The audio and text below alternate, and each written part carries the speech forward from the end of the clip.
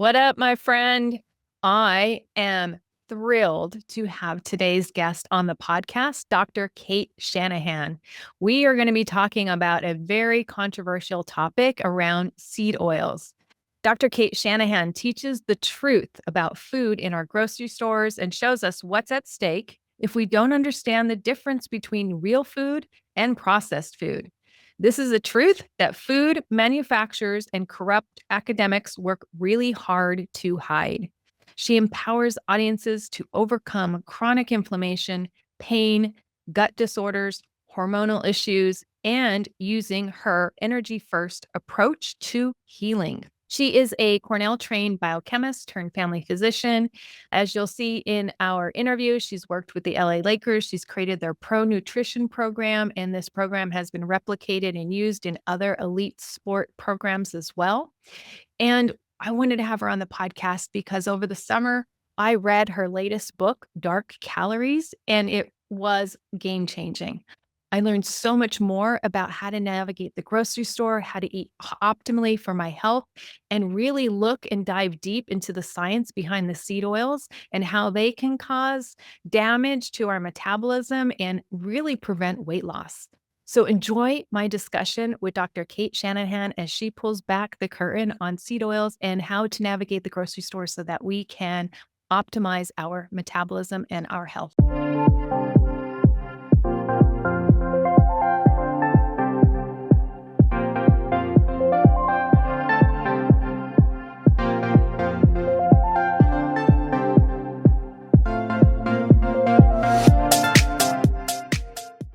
I'm so excited to have you on the podcast, Dr. Cate. Thank you so much for joining us. And as we get started, I have to let you know that I tremendously enjoyed your book. I read it while I was on vacation in Malaga, Spain.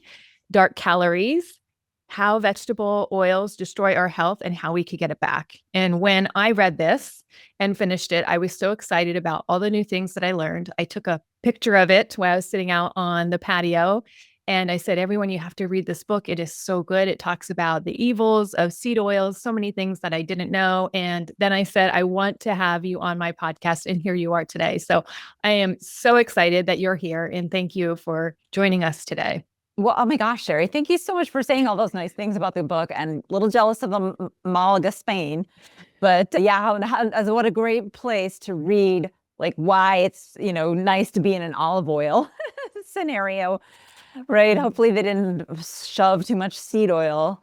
No, definitely a healthier environment over there in Europe than we have in our food industry here, which is what we're going to dive into today. And one of the facts I wanted to start off with, I would love to hear all about this seed oil. I haven't had somebody come on the podcast yet prior to you. So kind of starting us off about seed oils. I mean, I've learned about them from other podcasts, from your amazing book, and just learning in your book that 30% of our daily calories comes from seed oils. So I'd like to break down why they're bad, why they're in our products nowadays in much higher concentrations than what they have been. And so if you could give us a brief synopsis over that as we dive into this. Okay, so let's start with the 30% statistic, which is in and of itself controversial. So it has taken me many, many hours of research to come up with that number, because the official amount that we're eating, when you listen to the standard medical thought on how much of the seed oil we're getting, it is much smaller.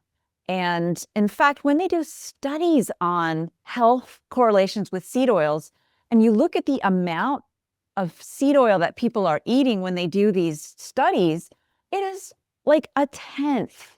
They're claiming that people are getting something like maybe 3 or 5% of their calories on average from these seed oils. So it's important to realize that just the very idea of how much we are eating is a shock to the system. If you happen to be somebody who's like a dietitian or in the general nutrition space and you haven't really dove into this topic before, but 30% is the best estimate I can do. And how does it get into us? Well, actually, I was inspired to come up with that calculation when I lived in Napa, California. And my husband and I had been on a bike ride and like somewhere beautiful. And on the way back, we had gotten a recommendation from fellow bikers about a restaurant. And so we stopped at this restaurant. It's supposed to be fantastic. And I was like, okay, do you have anything that it isn't, what oil do you cook with? So this was back before I learned, don't even bother asking that question because they don't know. And they generally, it's one of the seed oils. But I asked. She came back and she said canola. And I said, do you have anything on the menu for me that isn't cooked in canola? And she went back and she said, no, literally everything. So the one I remember like was my husband didn't care that much. He was like, I'm hungry, I'm going to eat. And he got chicken that had been marinated in canola, had been basted with canola, came with a canola oil sauce, like on the, it was fancy roasted chicken, but it had a lot of canola on the sauce. The vegetables were sauteed in canola oil. And the mashed potatoes were made with canola oil instead of butter. And so was the rice. I think he had some rice, fancy rice pilaf too. And then the dessert was just loaded with canola. The pie, somehow they worked canola into that too. And so I did a back of the napkin calculation, and that's where I came up with 30% the first time. And then I did a lot of other calculations, and it keeps coming back to 30% as the average. Some people actually get 50%. Wow. Yeah. Wow. And of course, if you are avoiding them, you get zero, like hopefully you. Yes, I made some changes to my diet after reading your book. So, looking at seed oils, they're a type of fat, right? PUFA, polyunsaturated fatty acid, and they've made the ingredients in a lot of our products. Like you were saying, when we eat out, a lot of us are eating these seed oils. And let's dive into, how these fats and how this is harmful to our body. I know you talk a lot about metabolism and a lot about mitochondrial and oxidative stress, and you can break down why these seed oils have such a negative or deleterious effect on our health. Yeah, so these are the worst thing in the food supply. They put the junk in junk food. And to start the conversation, the most important place to start it is what even are the seed oils that I'm talking about? Because there is no like an industry term, right? And most of the people talking about it have either heard about it from me, honestly, my work, because I've been in this space since 2000. Well, I've been researching it since 2002. So that's more than 20 years. And my first book started talking about these oils in 2008. So I've influenced the entire keto movement. I've influenced everybody you've heard of who's talking about them, all the podcasts. They got, a lot of the science of how they harm our bodies came from me. But like until recently, I didn't realize it was so important to define what the oils are and are not, because unfortunately, a lot of people talking about it are lumping wrong oils in there, and they're just wrong and giving people wrong advice. And it's already controversial, and the last thing we need is a schism within the community. So I want to, like, for once and for all, put the stamp on the bad oils are called the Hateful Eight. There's 8 of them. And I call them that because my husband pointed out you need to give them a name so people can think of them more like simply, right? You have to understand the number of the oils that are bad at least, so you can know that you have to memorize them. And what are they? They are corn, canola, cottonseed, soy, sunflower, safflower, rice bran, and grapeseed. So those are the 8. And we'll talk in a second about why I picked them, because that has to do with the answer to all your other questions. What they're doing to us, why are they bad? But I want to first say what they're not. So, because I get so many questions on this, and you might as well. So let's just head that off at the pass. It's not peanut oil. It's not sesame oil. It's not flax oil. It's not any other oil other than the Hateful Eight that I just listed. So why is that? I think that's kind of an important thing. Like, What about palm oil? Can I cut off? Because Yeah, I've sure. seen palm oil in peanut butter. What about palm oil? Right. It's not one of the Hateful Eight. All right. Right. And so how did I determine that these are the 8 bad ones? There's a lot of science behind that. And that's something missing from like the mainstream conversations about this. I want to highlight that the mainstream conversations that are all right now debunking the idea that these oils are bad for us, right? I'm sure you've seen that. Yes. Sherry. They're saying that there's no science behind it at all. And they're hiding the fact that I'm actually the scientist that kind of, started this whole conversation. They are deliberately hiding me because I know they're on to me. And I can tell you a different story about what happened after I was on Bill Maher. But that's how I know that they're on to me, and they're trying to hide me. They're suppressing this information. And one of the Wow. best ways to suppress it is to say that it's just a stupid trend. There's no science behind it. Don't look at the man behind the curtain, right? Yes. And your book is chock full of science and well cited. And a lot of the research we've known about for a while. So you've collated it, put it together, plus some of the research that I didn't even know. It is there. Well, thank you, Sherry. Yes, it took me a long time to write that book. So, how did I pick those 8? So, there's a couple of criteria. One has to do with your palm oil question. So, palm oil has a fatty acid profile that makes it stable. Stable to what? Stable to heating, to reacting with oxygen in the air. And why does that matter? Because oxygen is a destroyer of molecules. When oxygen destroys molecules, it very often creates toxins. And a perfect example to make this concrete is cigarette smoking, right? Cigarettes, when they're not lit on fire, they're not interacting with oxygen very much.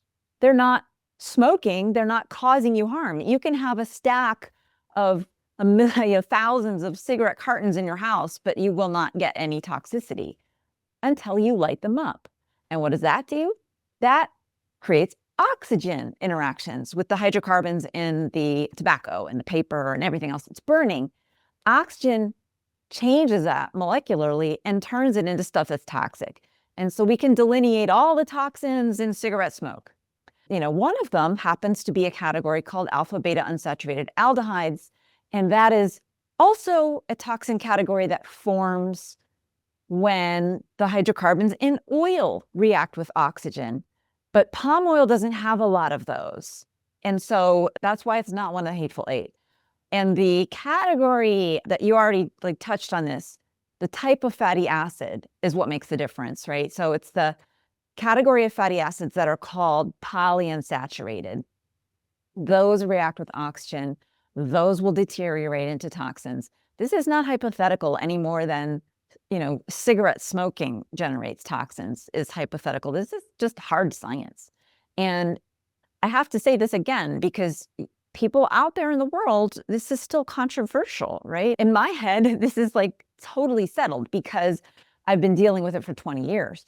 But now, finally, people are talking about it. And you're going to see all kinds of people saying there's no science behind it, or the science that exists is theoretical because it's not human clinical trials, right? And so that is how they shut this down. That is how they say, don't look at the man behind the curtain. So we have to understand the chemistry, but we also have to understand that chemistry does matter, right? So that's kind of the point I'm making. So the kind of fatty acids in the seed oils qualify them for being potentially problematic, and that is the polyunsaturates. Palm oil doesn't have that. Now, one of the oils that some people say is a seed oil that you should avoid is sesame oil. And that does have polyunsaturates, but it's not Hateful Eight. Now, we can talk about why that is, because that will explain the other major criteria for how you get to be toxic and why you get to be safe. And that has to do with what happens when you're making sesame oil and you first squeeze that oil out of the seed into a container. Can you eat that oil? Yes or no? And if the answer is yes, it's fine. If the answer is no, it's problematic. And so that's the distinction, right? So that's why there's a lot of people out there saying you need to avoid all seed oils, you need to avoid even peanut oil. But peanut oil, you can eat the virgin oil. That's called virgin oil. It's like virgin olive oil, right? So the virgin oil is edible, but not so with the virgin soy oil or the virgin sunflower oil or the virgin canola oil. Even the ones that say the fancy words like expeller pressed and organic and stuff like that. It doesn't matter. They're still toxic because of the oxygen interactions. And I mean, I don't think it's a small thing that we're eating oil that is literally inedible. I mean, that doctors are promoting as healthy, dietitians are promoting as healthy oil that is literally not safe for human or animal consumption until it undergoes extensive factory refining. And that's where we are right now. Like, this world we live in is so backwards that doctors and dietitians are recommending oils as healthy that you literally can't eat until that has never happened before in human history, where something was consumed at 20% of our calories, 30% of our calories, that is unsafe to eat at any point in its journey from being manufactured. No other oils in human history, no other fats in human history were unsafe for consumption. But these oils are, and everyone's expecting us to believe that we have science that somehow excuses that fact. Yeah. Yeah, I think it was Max Lugerve that I was listening to the Genius Life podcast, and he was talking about some video that was out on YouTube on how canola oil or one of these oils was processed and manufactured. And he's like, if you just watch it, the extent of, I don't know, all the processes like deodorizing and extracting and bleaching and like, oh, so I watched this video. And if I find it, I will link it in the show notes. But it was like, wow, I'm going to put that into my body. Like all those processes it has to go through to be able to be put into food. It was disgusting. Yeah, exactly. And so, yeah, I mean, I found that video. So I'm sure Max didn't happen to mention this, but I found that video something like 20 something years ago and, shared it with my audience. And that's why it's been circulating. Oh, Yeah, because like I wanted to see myself. I was doing the research on how this stuff is made yeah. myself. And Yeah. because that was helping me just kind of better describe and understand what was the bad stuff and what Yeah. is healthy stuff and what is actually a middle category that's really important to understand, because that's the vast majority of what's in processed food. So I don't know if you want to talk about that middle category.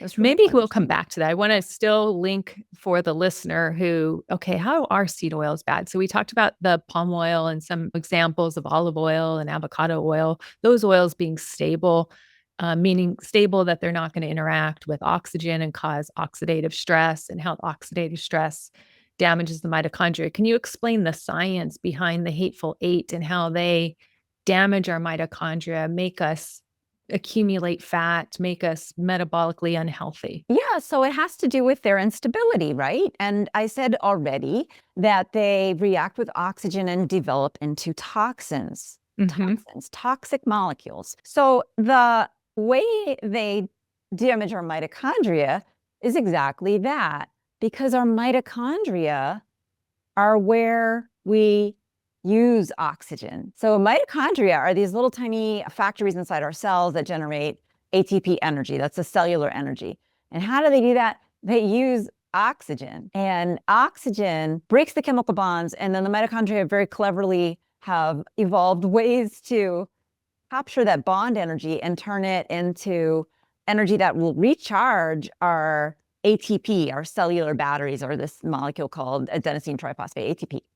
So mitochondria basically keep our cellular batteries charged. They keep our energy in our cell up. And however, they really were designed to burn mostly our body fat most of the time, because most of humans, people, we did not do a lot of things like having plant food around all the time. We were kind of a little more feast and famine, or we would eat once or twice a day. Sometimes when things were in season, we'd be munching. But for the most part, we would go extended periods between our meals. And where would we be getting our energy from? From our body fat that had the stored energy from our previous meals. So throughout all of human history, our body fat has had this composition where it was very low in these unstable fatty acids and very high in saturated fat and monounsaturated fat that are more stable. And so our mitochondria are designed to burn those stable fats most of the time. And they're totally not designed to burn these unstable fats all the time. Now, fortunately, if we burn them some of the times, the mitochondria have the capacity to prevent the toxicity, and it has to do with antioxidants and antioxidant enzymes that our bodies have invented to control this oxygen, this high energy oxygen molecule that can be dangerous. It can turn into a free radical. And when it does that, you need to have antioxidants there to stop it from damaging your mitochondria. But when our diets are full of these seed oils that depletes the antioxidants, so that's bad, and it changes the composition of our body fat, that's also bad. So these two bad things totally change the ability of our cells to generate energy, and we can't adequately generate energy from our own body fat. Just think about that for a second. Right. Which means we just begin to store more and more and more and more body fat, and we don't have the energy we need. We feel sluggish. It impacts our brain and our metabolic health and diabetes, cancer risk, chronic disease, all of the. I just want to read a stat that I got from your book. I think you mentioned in the book, it might have come from the World Health Organization, about eating a typical 5-ounce serving of French fries in vegetable oil. So that was around roughly 25 fries, is equivalent to the toxicity of smoking 20 to 25 cigarettes. Like, when you're talking about the toxic burden coming from these seed oils, like, I just want to put into perspective for the listener, like, this is the level of toxicity we're talking about. In 25 French fries, that's equivalent to the amount of toxic burden to our mitochondria, to our cells, as having 25 cigarettes. That's a lot. Yeah, so it's not insignificant and it's not theoretical. This is science here that we're talking about. And the French fries are the worst of the worst, right? So, like, no one would really hopefully say French fries are health food.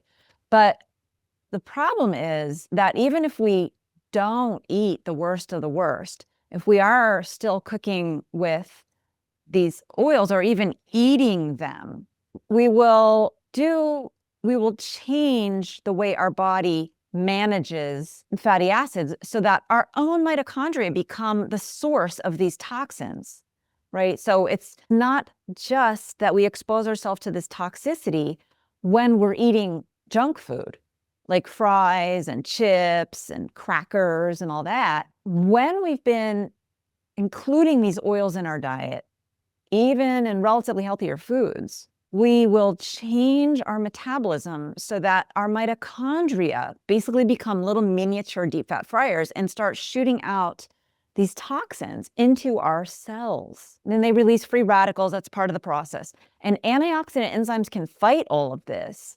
But if you've been eating so much seed oil, this is happening all the time, all over your body, and it depletes our body's antioxidant enzymes. And that is something that no one else is talking about, the depletion of our antioxidant enzymes. And it turns out that that is actually the root cause of 95% of chronic diseases. Depleting our body's antioxidant enzymes, it induces this state of susceptibility to oxidative stress. And that's oxidative stress drives all our chronic diseases. It's the root cause of Alzheimer's. It's the root cause of Parkinson's, of multiple sclerosis, of anxiety, depression, of brain disorders. You can just go down the list of organs. Eye disorders. It's disorders of the gastrointestinal system, all relate to oxidative stress.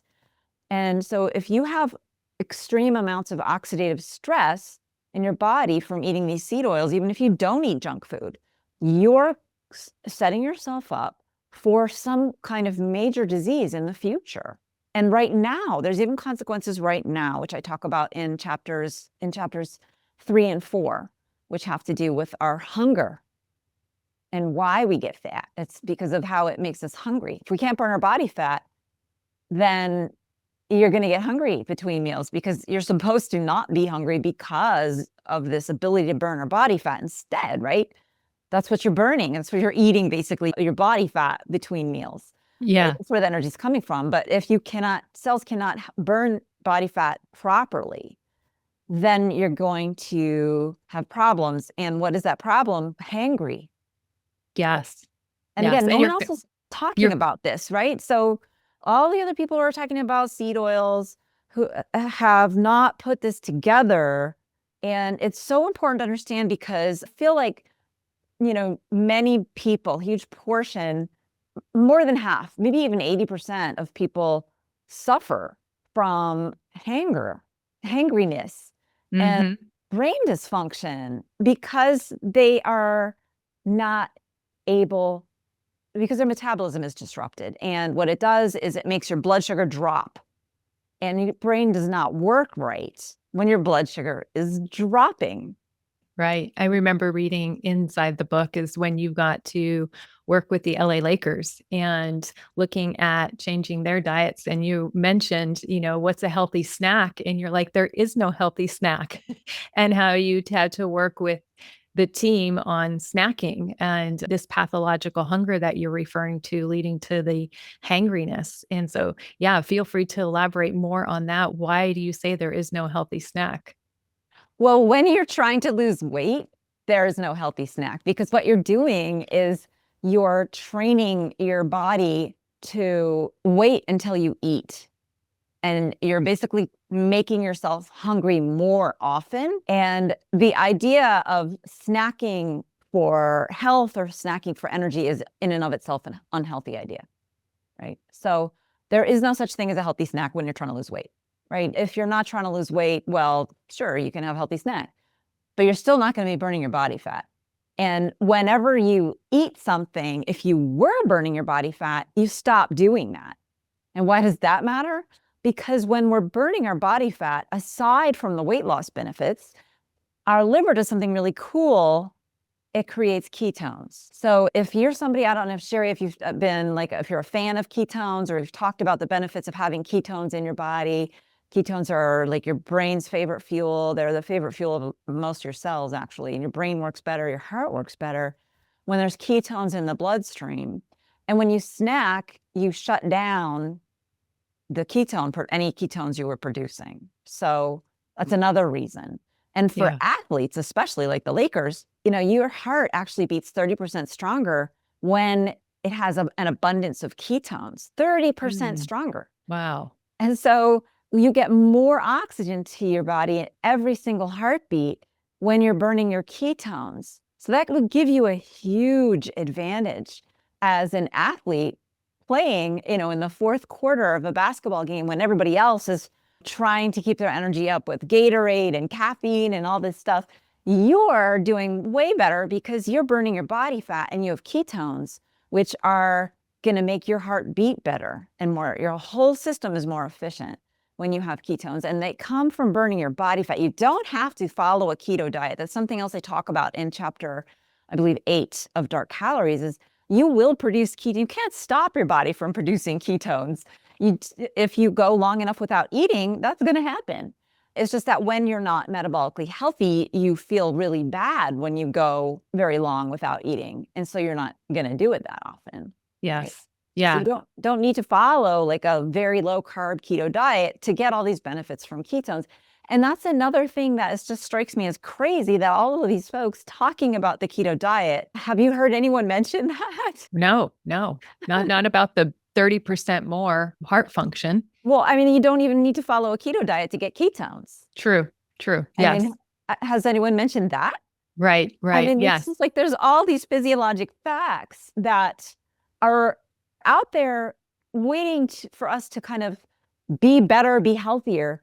And I've put them all together for you in my book, Dark Calories, and stuff no one else is talking about. And so, I think that's why that, lots of people have read it and told me that they gave it to their doctor, and their doctor now is on board with it because it's a lot of basic stuff doctors learn in medical school. It's just put together in a way that actually helps people when it was all just loose, random information before. Yes, I have to say the book is very well put together. I enjoy a lot of science, and I will say you do a great job on the science, but not where somebody would get lost or a layperson wouldn't understand walking through the information. And then you get to, how this all relates to weight loss and, fat storing versus fat burning and being that metabolically flexible individual that a lot of us want to be, but most of us in America are not. And then as you go towards the end, you're also educating us on how to read labels and why the first couple of ingredients are most important and what you're looking for on those labels, and then you give us like what to keep in our pantries and then some recipes. I mean, it is the full on education that I think, yeah, doctors and humans, any human, right, who cares about their health and wants to live a long disease-free life, really should really take the time to learn, and so that we can navigate the grocery store.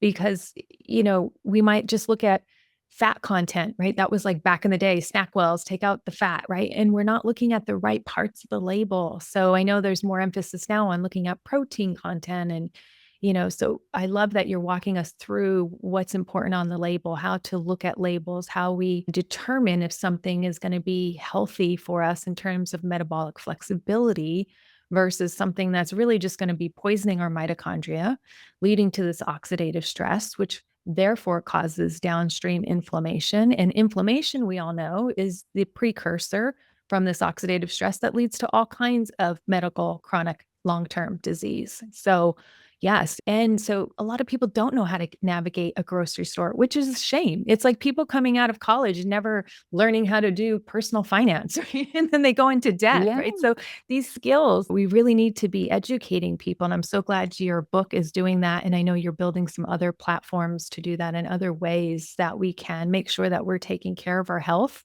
and really taking care of our health, right? Like healthcare in this country is not taking care of health. It's managing sickness. It's giving you more prescriptions. And you have a great section in your couple chapters in your book talking about, the big pharma and medical schools and what's getting advocated and what's getting taught. And it's all a sick care system.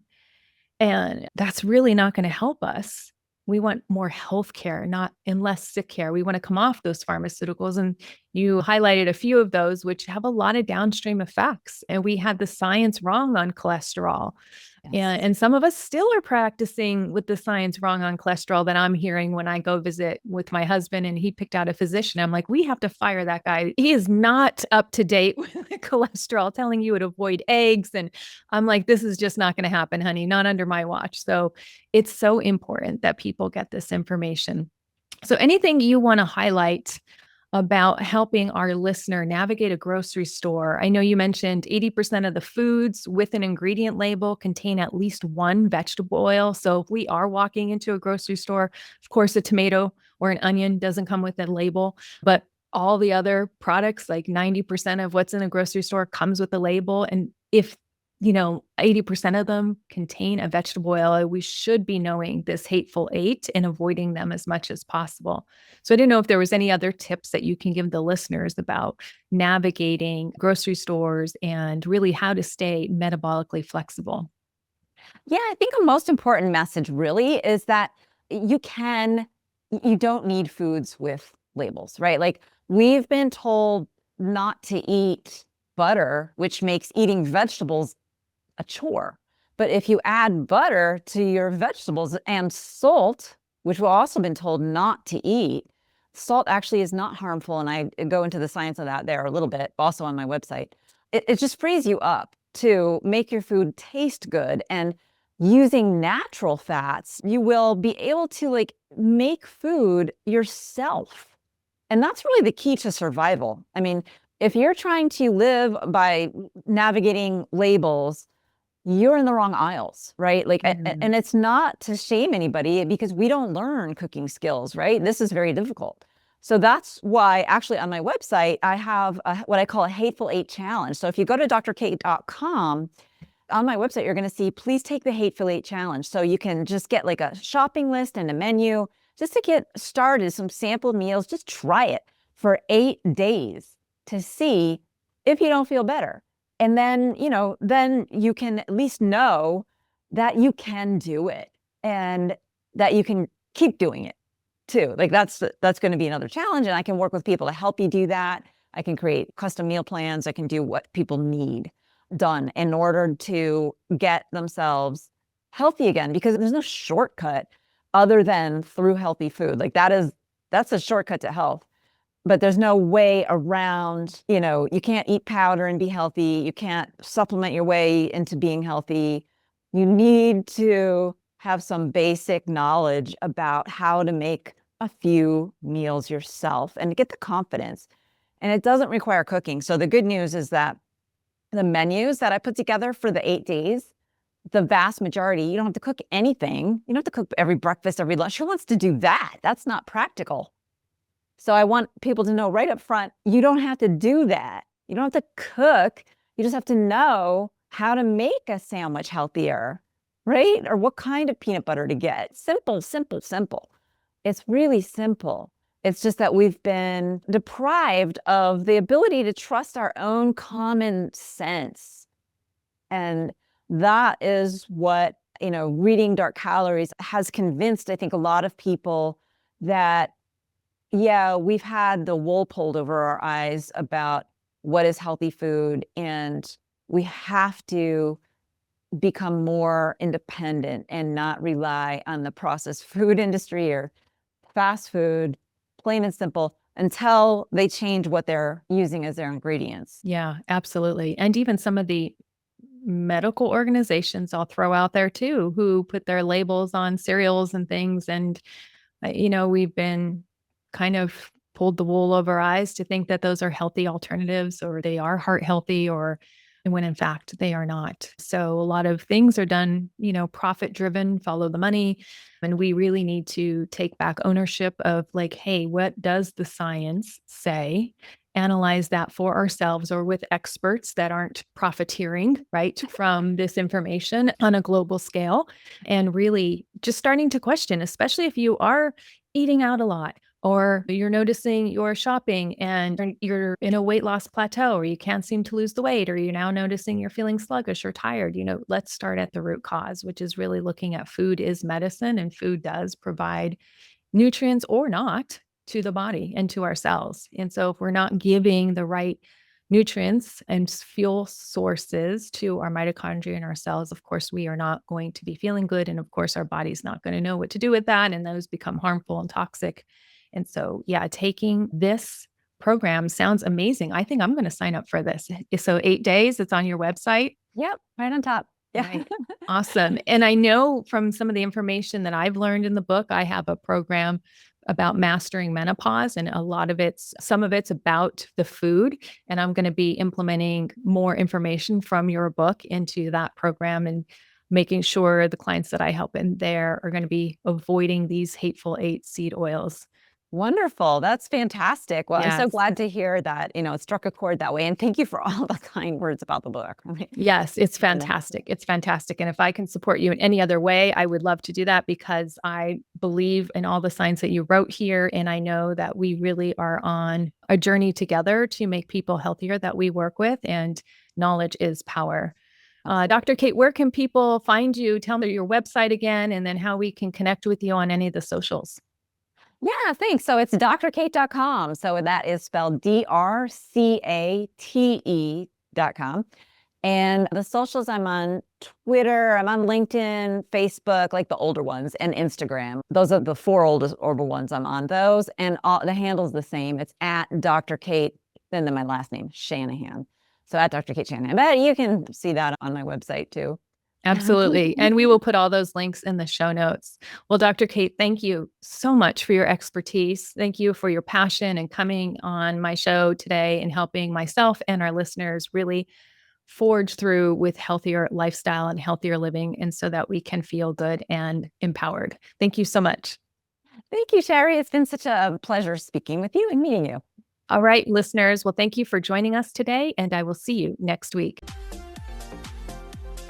Thanks for listening to the Health Habits and Epic Living podcast. If you're ready to take the next step to improve your health, wellness, and lifestyle goals, head over to www.epicyou.com and sign up for my weekly newsletter. Again, that's EPICYOU.com. Please note that the information in this podcast is for educational purposes only and does not constitute medical advice.